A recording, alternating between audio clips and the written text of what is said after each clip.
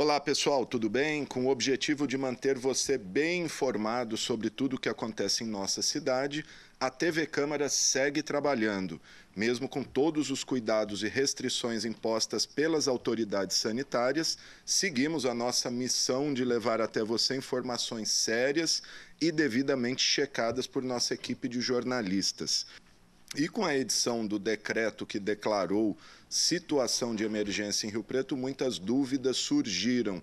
Por isso a gente recebe hoje aqui em nosso estúdio o secretário de Desenvolvimento Econômico, Jorge Luiz de Souza, que vai tirar dúvidas aí, vai esclarecer a gente a miúde sobre esse decreto. Eu quero agradecer o Jorge pela presença. Antes da gente iniciar o bate-papo aqui com o Jorge, também por conta do decreto que determinou aí o fechamento do comércio e impôs uma espécie de quarentena à população para evitar aglomerações, a Polícia Militar fez um trabalho de conscientização ostensivo pela manhã. Vamos conferir, a gente tem uma reportagem aí com as imagens, na sequência a gente volta com o secretário.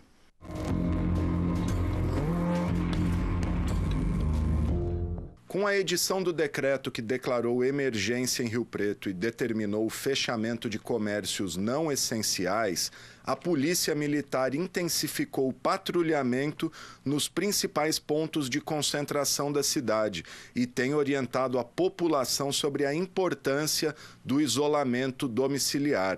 Nesta terça-feira, viaturas da PM estiveram no Terminal Central, na Vila Maceno e na Avenida Nossa Senhora da Paz, alertando a população sobre o risco de permanecerem nas ruas. Confira as imagens. Atenção! Para sua segurança, de amigos, vizinhos e familiares, fique em casa. O momento é de conscientização. Faça a sua parte e ajude a controlar a expansão do coronavírus.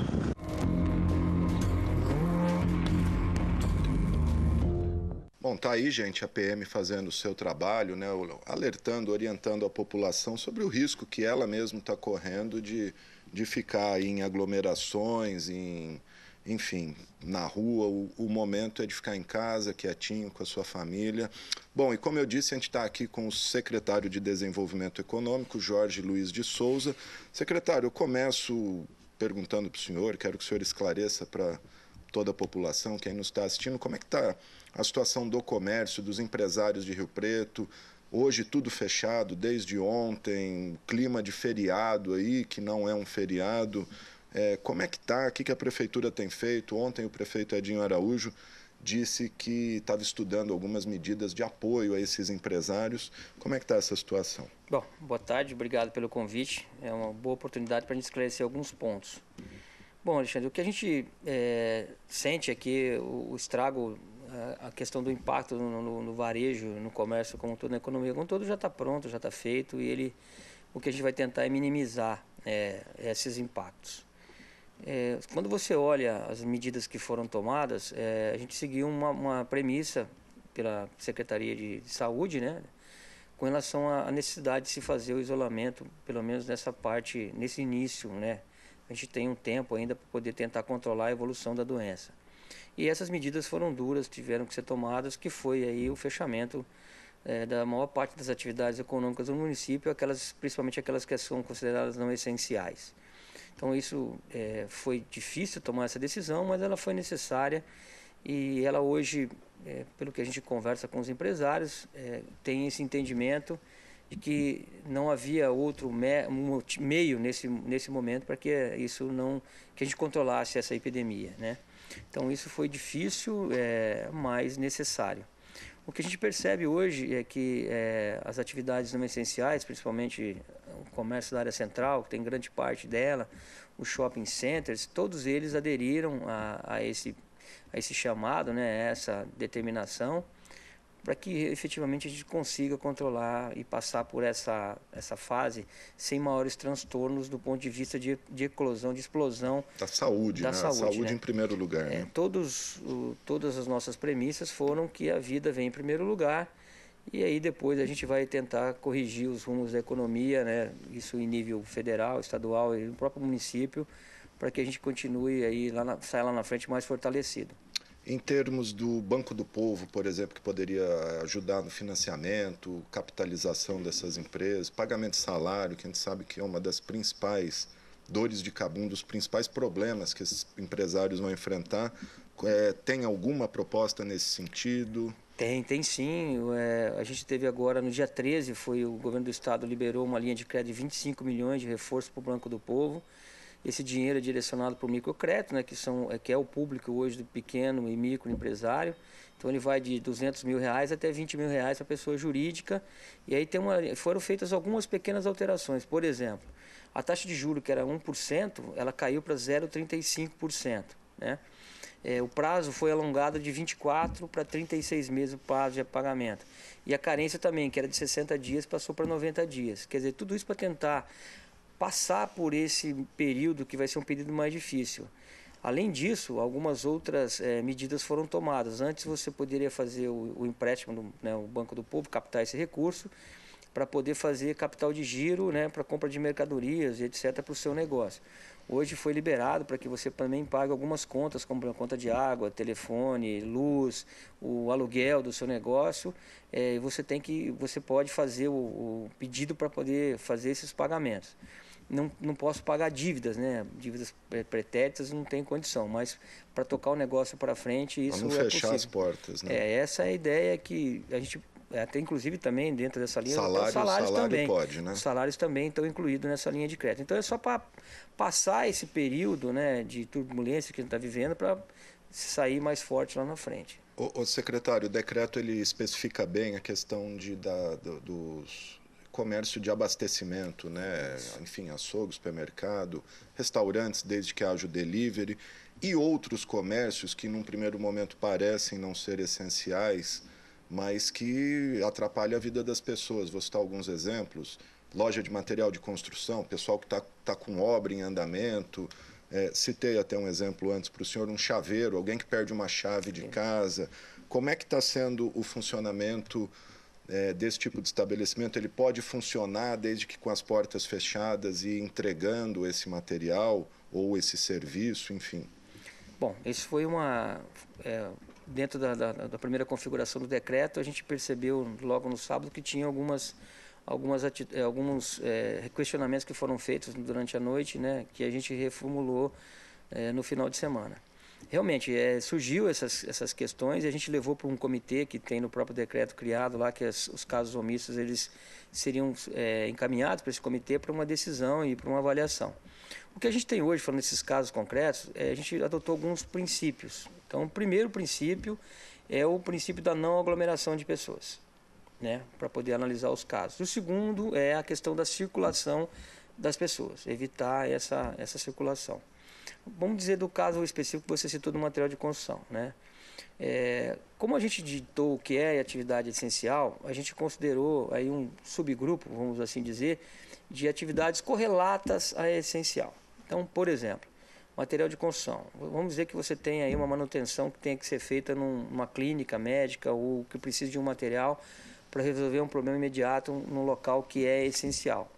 Isso pode ser feito? Pode, desde que ele não tenha o atendimento ao público. Ele pode, no sistema de delivery, atender essa ligação, deslocar lá a entrega do material até lá e o trabalho seja concluído. Uma outra coisa, citando como exemplo também, loja de refrigeração.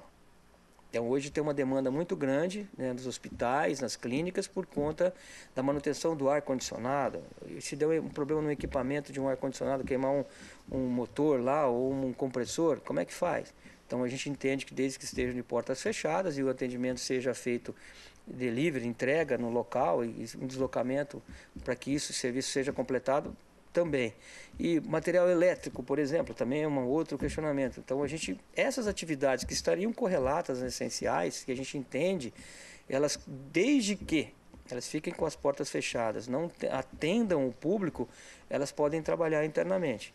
E os funcionários, né, os trabalhadores que estiverem dentro dessas atividades, a gente está falando agora, citou como exemplo, desde que obedecido também um regramento que foi estabelecido no decreto, que é uma distância mínima entre as pessoas, a questão da higienização, todo o cumprimento das ações fitossanitárias, que ela poderia atuar para que a atividade continuasse, tanto de apoio às atividades essenciais, como para diminuir o impacto na economia como um todo. Então, essa foi uma dos critérios que a gente adotou para algumas atividades poderem, mesmo estando elencado no decreto, que pudessem trabalhar. Está tendo essa flexibilização.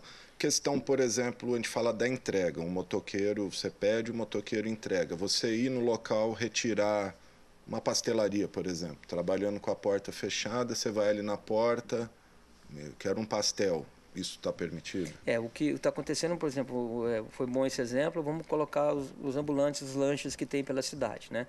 O entendimento que a gente teve junto com a Vigilância Sanitária é que esses locais devem permanecer fechados com esse tipo de entendimento. Então, eu peço o lanche para ser produzido e depois é entregue na minha casa, entendeu? Então, esse tipo de atividade, com esse serviço, a gente também entende que é possível que possa exercer atividade normalmente. E a pessoa buscar esse lanche, pegar e ir embora para casa? O que a gente tem orientado é que evite o deslocamento, entendeu? Então, sendo possível o deslocamento, a gente aconselha que isso não aconteça. O senhor falou por exemplo, refrigeração.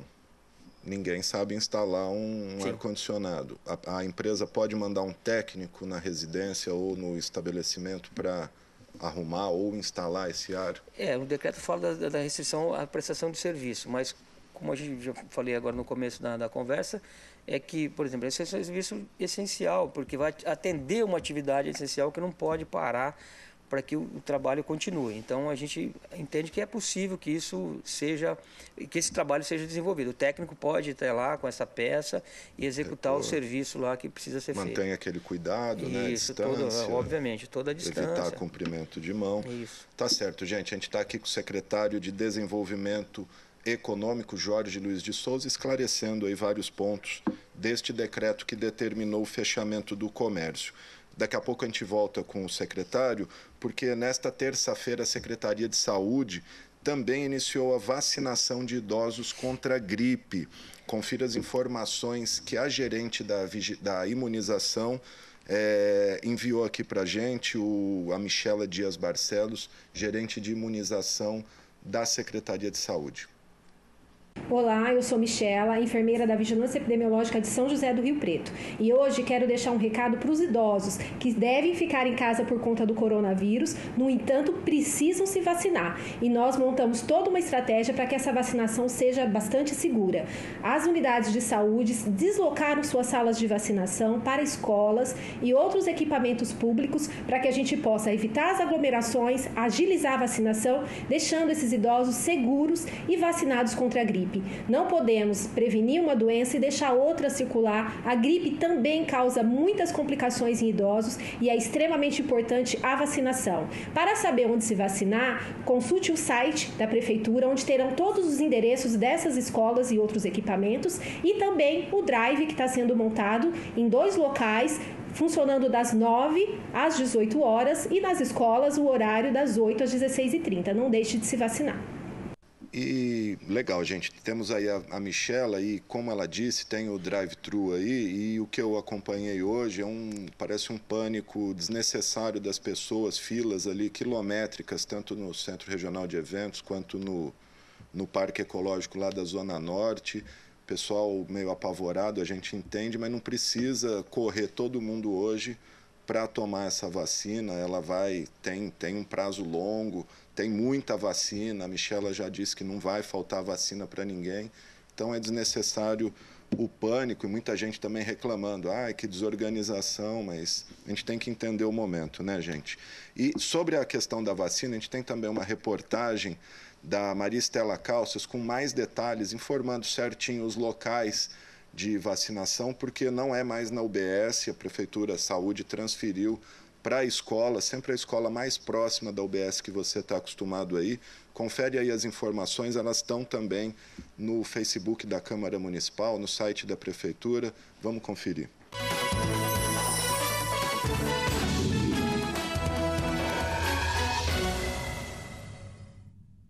Com Como uma das medidas de combate ao Covid-19, a campanha de vacinação contra a gripe foi antecipada esse ano. A primeira fase, que geralmente se inicia em abril, este ano vai de 24 de março a 15 de abril, tendo como público-alvo idosos e profissionais da saúde. Para evitar aglomerações, filas e a potencial transmissão do vírus, a saúde mudou o esquema de vacinação. Neste ano, serão oferecidos 2 postos em esquema drive-thru, onde o idoso chega e é vacinado sem precisar descer do veículo. Além disso, os pontos de aplicação, que antes eram em unidades básicas de saúde, serão em 27 escolas próximas a essas unidades, assim como essa onde estamos, que é a Escola Bela Adormecida, que vai atender os idosos e profissionais de saúde que geralmente são atendidos na região da UBS Central. Confira agora os outros locais de vacinação. Para quem quiser ser vacinado sem descer do carro, os pontos de drive-thru serão montados no Centro Regional de Eventos e no Parque Ecológico Dr. Joaquim de Paula Ribeiro, na região norte. Para quem for da região da UBS Santo Antônio, deve procurar a Escola Municipal Irmã Dulce. As vacinações da região da UBSF Nova Esperança serão realizadas no Céu das Artes. A Escola Paul Percy Harris é o ponto de vacinação da região da UBSF Parque da Cidadania.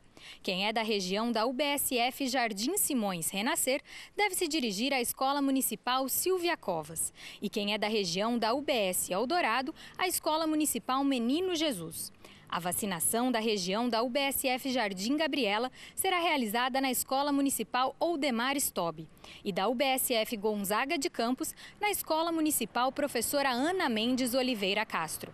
O pessoal da região da UBS Vetorazo deve procurar a Escola Municipal Pantera Cor-de-Rosa e da UBSF Jardim Maria Lúcia a Escola Professora Yolanda Ferrari Vargas. A vacinação da UBS Vila Maior será realizada na Escola Nice Beolque Nunes Ferreira, da UBS Solo Sagrado na Escola Municipal Professor Manuel Antunes e da UBS Anchieta no Lar Nossa Senhora de Fátima. Os idosos da região da UBS Jardim Americano devem procurar a Escola Professora Lídia Sanfelice, da UBS Parque Industrial, a Escola Pato Donald e da UBS Vila Elvira, a Escola Sítio do Pica-Pau Amarelo. As equipes de vacinação da UBSF São Diocleciano vão estar atuando na Escola Dr. João Loft Bacite, da UBS Jaguaré, na Escola Bosque Encantado, da UBSF Jardim Felicidade São José do Rio Preto 1, na Escola Professora Elvira de Guzzi Ribeiro.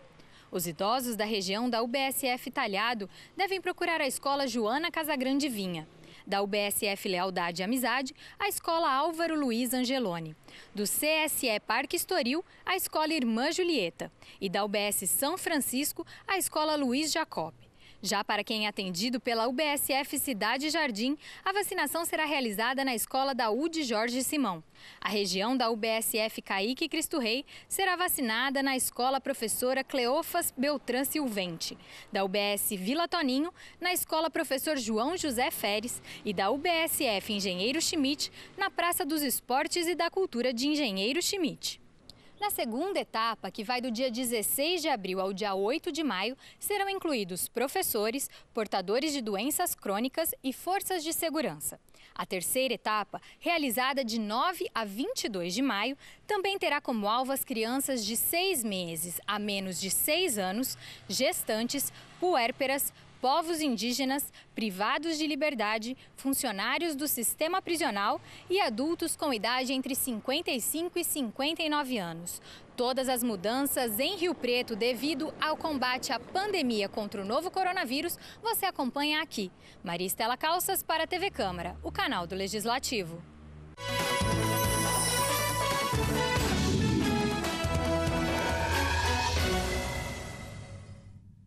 Tá aí, gente, todas as informações sobre os locais de vacinação em Rio Preto. Se você perdeu, aí é só entrar no YouTube da Câmara, TV Câmara Rio Preto, tá no nosso Facebook também, Câmara Municipal São José do Rio Preto, e também no site da Prefeitura, que é o riopreto.sp.leg.br. Nesse programa de hoje, a gente está aqui com o secretário de Desenvolvimento Econômico, Jorge Luiz de Souza.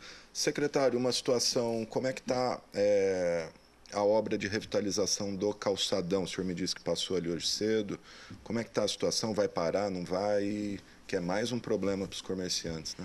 Não, a obra de revitalização continua. É o entendimento que a gente teve com relação ao decreto do governo do estado, né, que não travou as obras de construção civil, e também o decreto nosso aqui em São José do Rio Preto também não fez menção a isso. A gente teve hoje pela manhã, pelo menos 2 vezes ao dia, a gente passa para ver o andamento das obras.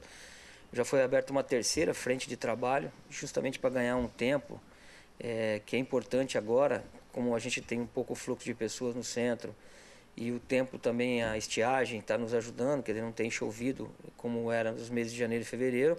A ideia é que a gente avance, abra mais um turno ainda de trabalho, mais uma frente de trabalho, para poder, nesses próximos 15 dias, dar uma boa adiantada para que quando as atividades voltarem lá, a previsão para o decreto até o dia 15, a gente já tenha uma boa parte do trabalho que é o mais difícil, né, que é abrir as valetas, que é quebrar o piso.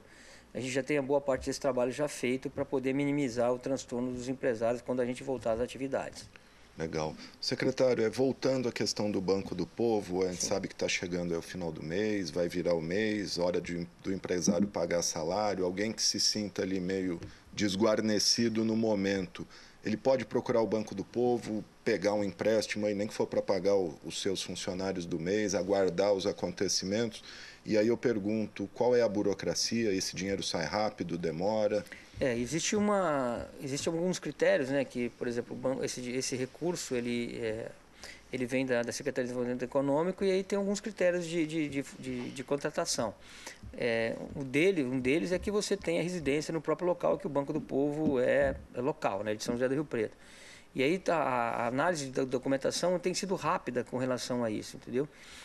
A burocracia, o que acontece hoje? Como a gente tem uma certa demanda, nós, por uma questão até sanitária, a gente está trabalhando com o agendamento dos horários. Então, hoje a gente, tanto para tirar algumas informações, a gente tem sugerido o telefone da Secretaria, que é o SENDEC, @sendec, riopreto.sp.gov.br, ou o telefone da Secretaria, que é o 3203-1308, né, para poder tirar essas dúvidas. E aí a gente já encaminha para os técnicos do Banco do Povo para tirar preliminarmente quais são a documentação necessária para poder dar o encaminhamento no processo. Evitar o deslocamento, que as pessoas vá até a sala do empreendedor, lá onde está o Banco do Povo, evitar esse deslocamento e a aglomeração de pessoas. Então a gente tem dado essas informações por telefone, pelo e-mail, e até marcando um horário para que a pessoa vá até lá para fazer a conformidade do contrato. Entendeu? Então a gente tem a promessa da Secretaria de Desenvolvimento Econômico do Estado em fazer uma análise rápida de toda essa documentação para liberar os recursos também com mais agilidade. Estou recebendo uma informação aqui, secretário. A Vigilância Sanitária de Rio Preto autuou entre ontem, né, segunda-feira, e hoje à tarde, 7 locais por descumprirem o decreto de fechamento. Qual o valor da multa e qual outra sanção quem ficar aberto pode receber? O valor da multa é um pouco salgado, por volta de R$6 mil. Né?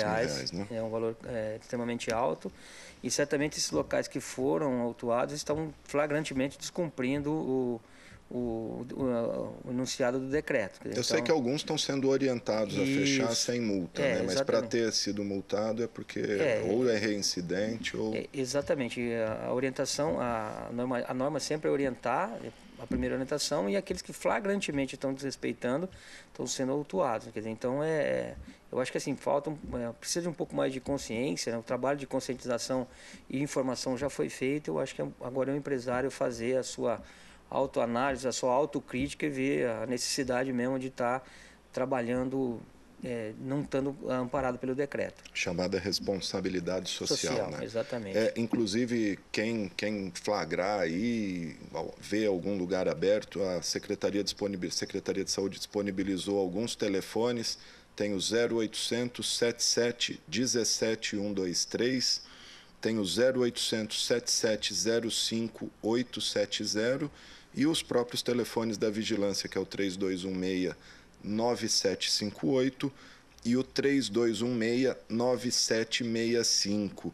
A Secretaria também disponibilizou um 0800, caso você tenha dúvidas a respeito de sintomas e diagnósticos do coronavírus. A gente tem uma reportagem sobre isso. Vamos conferir as informações do jornalista Matheus Camargo.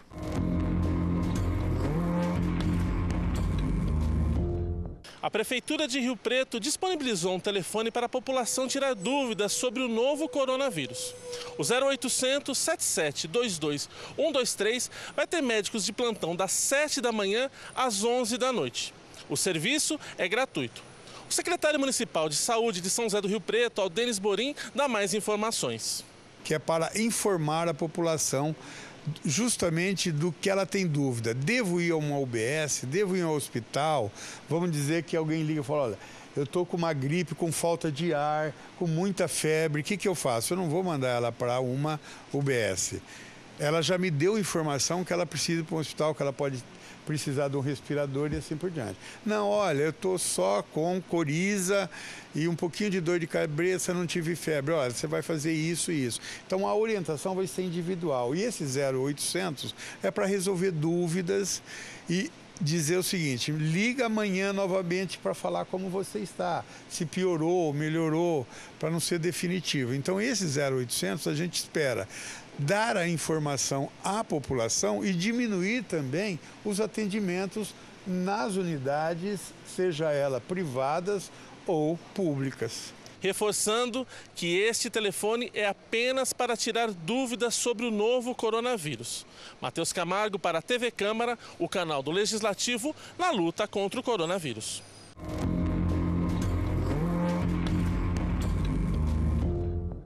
Legal, gente. A pedido do secretário aqui, ó, eu só vou passar rapidinho os telefones e o e-mail do Banco do Povo. Você é empresário, microempreendedor, está precisando de um fôlego aí para tocar o seu negócio, evitar o pior. 3203-1383, Banco do Povo, 3203-1383. E o e-mail é saladoempreendedor.sjrp@gmail. De qualquer maneira, tiver dúvida, liga no telefone principal da Prefeitura, 3203-1100, que você vai conseguir as informações.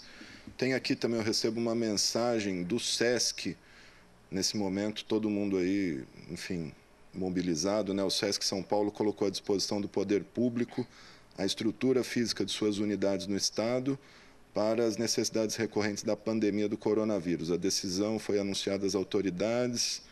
Os locais poderão ser usados para abrigar, por exemplo, campanha de vacinação contra a gripe ou até, em último caso, abrigar um hospital de campanha, hidratação, enfim, a gente sabe das faltas de leito. Lembrando que ontem a Adriana Cirelli, da ACD, também colocou lá toda a estrutura da ACD à disposição. Bom, secretário, estamos caminhando para o final aqui desse bate-papo. O senhor quer falar mais alguma coisa? Enfim, um recado para tranquilizar aí o Rio Pretense, os empresários, principalmente sua área, né? O senhor é diretor da ACIRP também. Como é que a ACIRP está lidando com isso? O pessoal está conformado, preocupado? Bom, Alexandre e os telespectadores, o momento é ímpar, não tem nenhum... Nunca passamos por isso antes.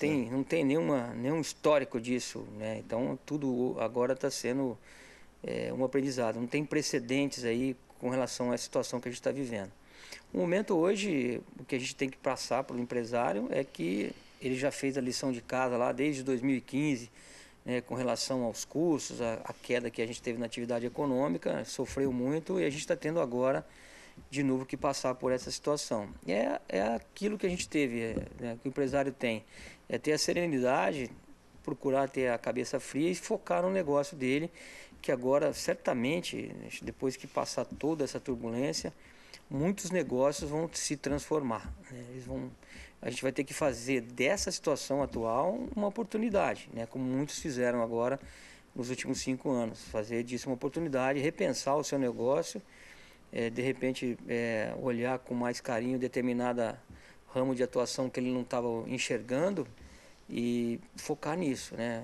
A gente sabe também que a gente vai ter uma dificuldade muito grande de fluxo de caixa agora, de curtíssimo prazo, né? Que as obrigações vão vencer agora no começo do mês, são os salários, os encargos que ainda têm que ser pagos, né, com relação ao mês de março, mesmo que proporcionalmente, os impostos, quer dizer, tudo aquilo que você tem de obrigação ainda no mês de março, atividade pelos 20 dias que você trabalhou, ainda você tem esse encargo para pagar. Então é tentar no máximo possível manter a serenidade, a calma, focar no negócio, manter a cabeça fria, ver as lições que podem ser tiradas desse momento e projetar o seu negócio para o futuro, que certamente essa crise vai passar. O senhor, enquanto empresário, em primeiro lugar, secretário, diretor de uma entidade de classe empresarial, acha que as medidas adotadas, tanto pelo governo federal quanto estadual, estão corretas, principalmente no que diz respeito a essa parte econômica? Eu acho que sim, ela precisa ser aperfeiçoada. Tem algumas coisas que eu entendo, olhando do lado empresarial, que elas precisam ser aperfeiçoadas. Esse socorro é necessário, ele é transitório, ele não vai ser eterno.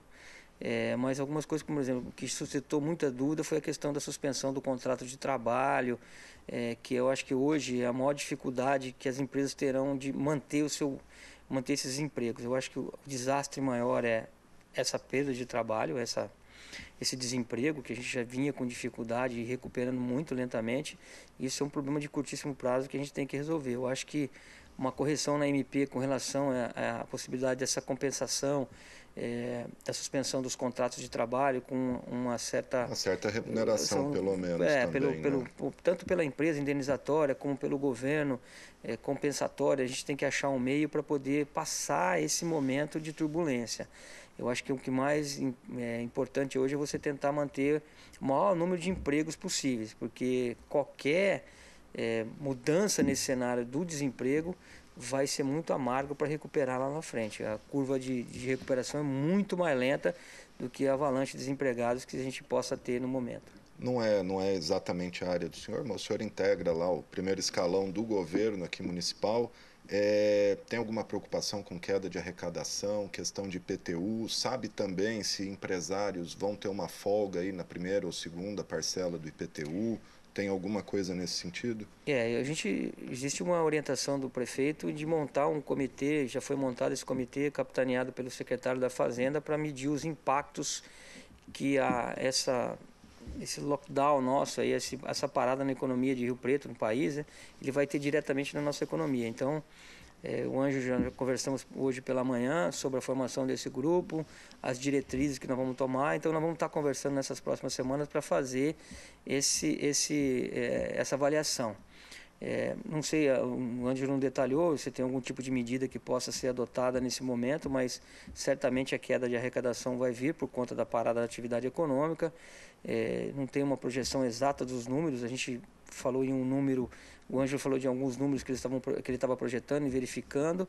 A gente vai ter isso mais claro talvez amanhã, na quarta-feira ou na quinta-feira, que a gente vai sentar depois desse pré-análise que o secretário Ângelo está fazendo, para a gente sentar e ver que rumo que a gente vai tomar com relação à orientação para a prefeitura e ao impacto na economia de Rio Preto, o que a gente vai poder fazer para reverter esse quadro. Tá certo. Lembrando que esse decreto do comércio vale, em princípio, até 15 de abril, até para clarear a situação, né? Exatamente. Existe ele até o dia 15 de abril, com a probabilidade de ser prorrogado por mais 15 dias. Então, a gente espera que a gente tenha esperamos, né, sinceramente, que dê uma acalmada aí na propagação do vírus, que a gente consiga controlar isso, para que a gente possa ter a volta da atividade econômica em Rio Preto.